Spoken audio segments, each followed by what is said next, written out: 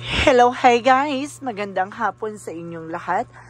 This is Chin Rodriguez from Masagri Channel, a faith healer, also matarder. So ngayong hapon na to, tignan natin ang sabihin sa iyo ng ating mga gabay. So this is a special gabay for the month of May 25 hanggang May 31 for the sign of Aries. So Aries, welcome to my channel. Ano kayang messages, advices, and spirit guides ang ating masasaga for today's video? Kanina kayang energy or kaganapan sa buhay ng mga Aries signs ang ating mahagilap. So guys, this reading is a general reading lamang. Hindi lahat makaka-resonate, kunin lamang po makaka-relate sa inyo. And comment down below kung kaninong energy ang ating nasagap. And because don't forget to like and subscribe my channel and hit the notification bell for more videos update.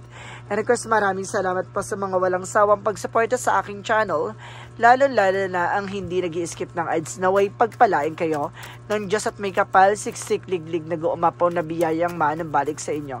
So let's see what is the messages advice sa'yo ng ating Angel Spirit. So, Angel Spirit, this reading is a special gabay for the sign of Aries. Okay, proceed.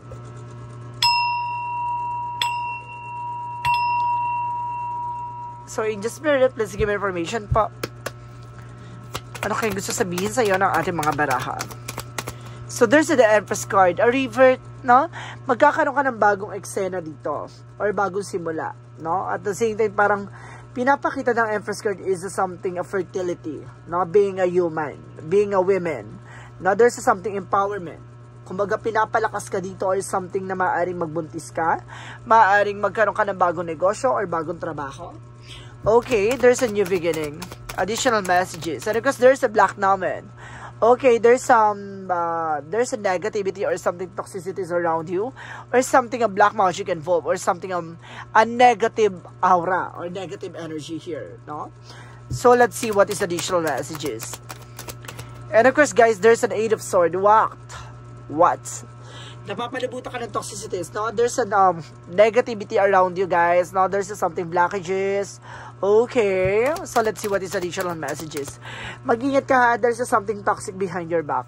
And because there's a star card for a wish fulfillment. So, may mga bagay na matutupad na dito. At there's something and healing.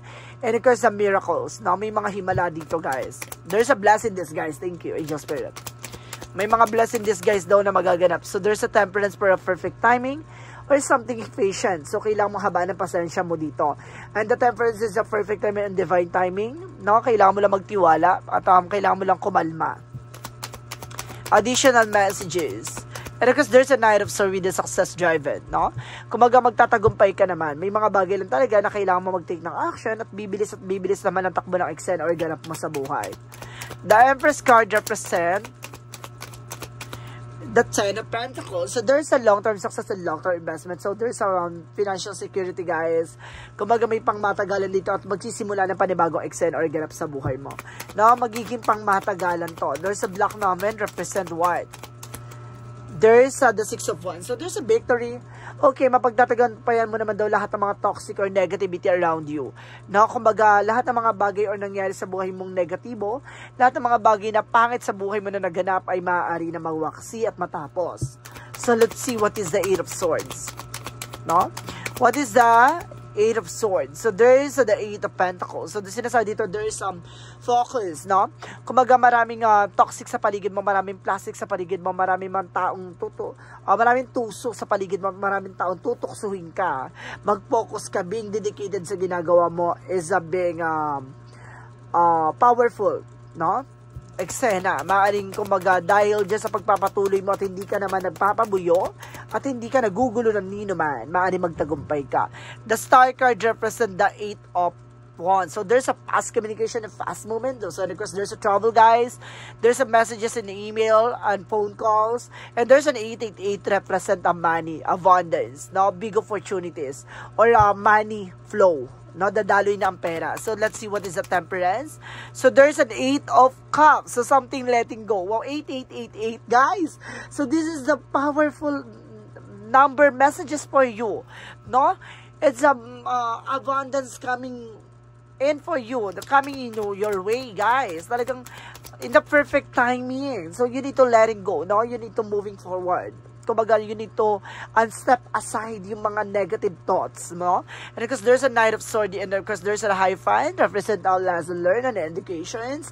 May mga bagay na matututunan ka, may mga bagay na natutunan ka from the past na kailangan mong bit-bitin, no? And something na magtutuloy-tuloy na raw yan. Basta, kumbaga, yung cycle ng eksena mo ay, kumbaga, hindi na maulit, no? Iwasan mo at alisin mo yung mga bagay na nagbibigay komplikasyon dun sa patuloy na pag-ikot ng eksena mo. So, let's see what is the Empress card and the Temperance. So, represent the Seven of Swords. So, there's a sneakiness or cheating lying on you. Mag-ingat ka. No, maraming taong sinungaling na manluloko sa paligid mo, no? Maraming taong susubukang kalilangin, susubukang kang ululin, no? Mag-ingat. So, let's see what is the block naman in the Six of Wands. So, there's a judgment for a wake of call or inner calling. So, this is the something na parang may paalala sa iyo na there's something a victory. So, maging aware ka lang sa mga toxic or negative na nasa paligid mo, no? So, let's see what is the Eight of Swords because the Eight of Pentacles represent the Five of Swords in reverse. So, there's a recovery from the financial loss or financial crisis. So, makaka-recover ka na, no? Sa kawalan ng pera or kahirapan, no? So, let's see what is the Star card and the Eight of Wands. Represent the Emperor. Be mature and not being grounded. Dapat maging mature ka sa paghawak ng pag-manage ng pera, no? So, let's see what is additional messages. For Temperance and the Eight of Cups, represent the King of Wands. Visions, no? Dapat tinitignan mo yung sarili mo 5 years, 10 years from now na napakalayom na si situation na you need to let go something. You need to moving forward and of course, trust the perfect timing.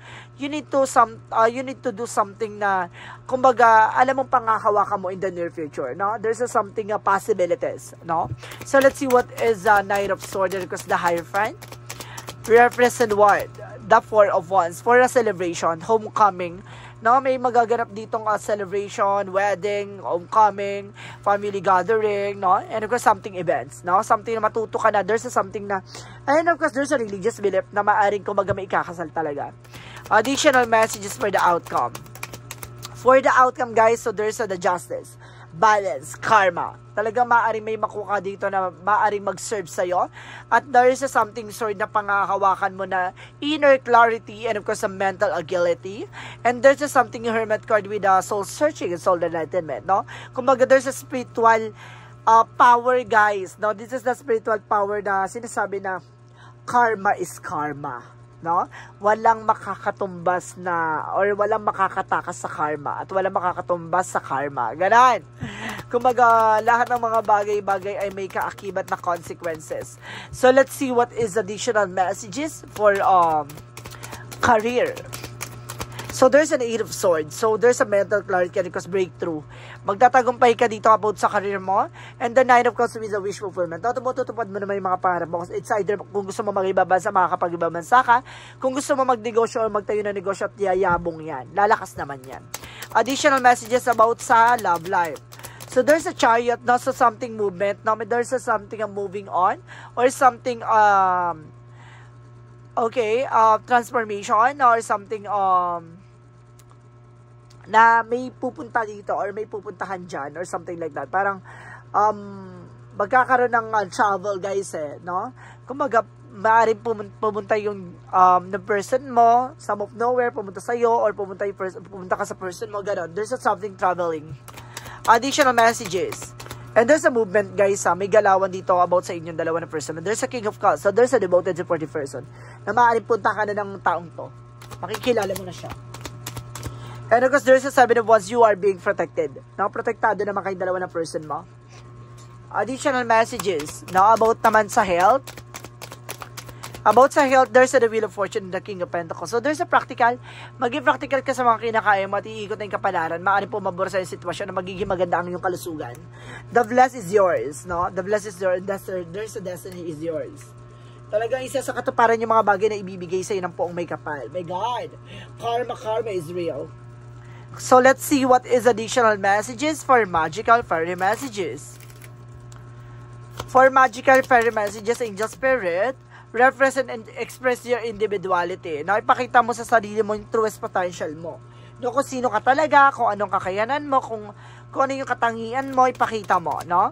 At maaaring mailantad mo yan. There's an emotional healing no? Kumbaga magagamot or parang matatapos na yung worries, of course, stress, depression, or something, anxieties, and of course, something emotional or heart heal dito, no? Maaring gumaling na yung mga nakaraang sugat ng pinagdaanan mo, ganon. Pagdating sa buhay, pag-ibig, emosyon, no? And rejections, maaaring matapos na yan. Additional synchronicity, so there's a resilience. Maging tikop bibig, maging tahimik ka sa mga plano or decision mong gagawin sa buhay mo. No, there's a leader. Pangunahan mo o pamunuan mo yung mga bagay-bagay. There's a faith, no? Maaaring kumbaga sinusubukan ng pananampalataya at tiwala mo dito ng ating pong may kapal. So let's see what is the synchronicities. For synchronicities, let's see. So there's a healing. See, magkakaroon talaga ng healing dito, karma and healing here. And there's an alchemy with ancestor guides, no? Ginagabayan ka ng mga yumao mong mahal sa buhay. And there's a receive and open. Marami kang matatanggap, guys. There's a something opportunity for you. So let's see what is the angel's answer. So let's see what is the angel's answer represent what. So there's a choose your direction. No, pumili ka ng mga bagong direction. No? And there's a something of you within the next few months. Sa mga susunod na buwan. No, magaganap na nga ang dapat maganap. And there's a no need to worry. No? Hindi mo kailangan mangamba. Hindi mo kailangan mag-isip, hindi mo kailangan being paranoid or mag-overthink. So let's see what is Archangel Michael messages. Archangel Michael messages, new beginning and fresh start. Bago simula at bagong buhay. Ang ipagkakalob sa'yo, and there's this situation is already resolved. O some of you guys with Aries signs na maaring naka-recover na kayo. No? So this is the opportunity for you na keep going. No? Continue what you're doing. And there's an pace. Na marami mang taong sumusubok harangin ka ng pagtagumpay mo, pero eventually magtatagumpay ka naman. No? At the same time, there's something, a wisdom. No? Kumaga sinasabi dito na bigyang linaw, no, ang iyong kaisipan at bibigyan ng klaro ang iyong mga kaganapan. And there's an expansion, napapalawakin ang iyong kaalaman, kakayanan at ang iyong finances. Additional messages. And because there's a gratitudes, no? Be thankful sa lahat ng mga nangyari sa buhay mo. No, sa lahat ng mga ganap sa mga ganap, no, pagdating sa love life, career, or finances, be thankful kasi it's an opportunity. And that time for healing, talagang there's something recovery and healing, guys, no, na ipinapakita ng ating angel spirit. And there's adjust are required. So kailangan mo mag-adjust, guys. And there's a time to give rather than take. Na mas maganda yung ikaw yung humihingi, ikaw yung nagbibigay ng panahon at oras kaysa ikaw yung hinihingian. Mas ano yon. So, let's see what is the Romance Angels. Represent what? Calling your soulmate. No, tinatawagan ang yung soulmate connection dito, guys. And there is a codependency. Something addiction are affecting your romantic life, no? Ibig sabihin dito, there's a something addictions, no? The two of you, with your person or you, no? Na maaaring iwasan mo na. And of course, so there's an envy, ego, drama. Iwasan na yan, guys. So, there's a lot of different challenges sa buhay niyong dalawa. Or sa buhay mo. There's a loneliness. Hindi ka nag-iisa. No? May mga bagay na may karamay ka or may mga taong sumusuporta sa and there's an health. Protection at pangalagaan mo yung mga nararamdaman mo. No? Ingatan mo ang iyong katawan. So, let's see what is the energy. What is the energy represent? Magician and the mirror. See? There's a something reflection and of course, reflections and of course some manifestations. So may mga bagay na kung ano yung mga bagay na ginagawa mo magre-reflect lang din sa'yo. Maging aware ha. And there's an attachment. Be aware sa mga impostor, sa mga taong lalapitan mo, sa mga taong magiging malapit sa'yo. No? Maging aware ka rin. Additional messages for angel spirit. And there's an healing talaga, guys. Healing. And there's a go for it. May mga bagay na ilaban mo lang, unti-unti rin yan matatapos. Unti-unti rin yan mawawala. And there's a something transformation magic. So, maaaring unti-unti nang magaganap ang pagbabago sa buhay mo. And there's a change. Change, no? And of course, sinasabi dito, there's an inner truth. Unti-unti mong malalaman lahat ng mga kaganapan sa buhay mo. There's something communication. No? Something vision, intuitions, no? Predictions. And there's a teacher and guardian. No? Ginagabayan ka ng ating angel spirit. So, let's see what is additional messages for Angel Spirit Guides. Angel Spirit, please give me information po. So, there's a baby step, no? Something, action, follow your intuition before it makes sense, no? Bago mo sundin yung mga bagay na, bago ka gumawa isang action, kailangan, dumadaan niya sa inner voice mo or something, intuition mo, para hindi ka, mapunta sa alanganing sitwasyon. And there's something you got the love. So, there's a boundaries, no? Kumbaga, mag-set ka ng boundaries sa mga bagay, no? Sa mga sitwasyon, sa paligid mo, sa love life mo, sa finances mo, set the boundaries. And there's a freedom na makakalaya ka na sa mga worries, guys, sa mga iniisip mo. And there's a leadership. Pamunuan mo, take charge of your situation. Ikaw lang din ang tutulong sa sarili mo or something na ikaw yung gagawa ng ikaw bago ng buhay mo. Diba? You are being a leadership or you are being creator of your own life, on your own story. Archangel Raphael messages, meditation. So, kailangan mo mag-meditate, magdasal, magmuni-muni, humingi ng gabay, humingi ng tawad. Let's see what is the Jesus loving quote said. Jesus loving quote said, Angel Spirit Guides, seek and shall be found.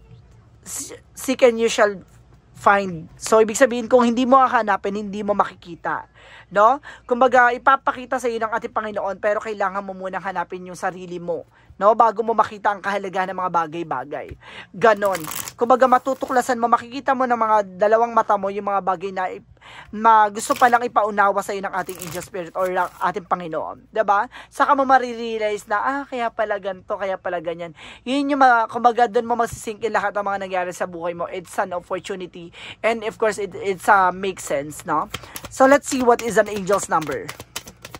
6664, reflect. Oh my God. Love, affection, compassion, kindness, attention, self-love. Several unexpected development will enter your life and impact how you feel. This is a change to reevaluate your identity. You need a mental shift towards greater optimism, self-assurance, and trust. Put your faith in your gut and inner voice. Pay attention to your feelings and use them to help you become a better person. So, ibig sabihin dito, lahat ng mga bagay na gagawin mo magre-reflect sa'yo. So, ibig sabihin, ayusin mo yung pag-control mo sa eksena or kaganap sa buhay mo.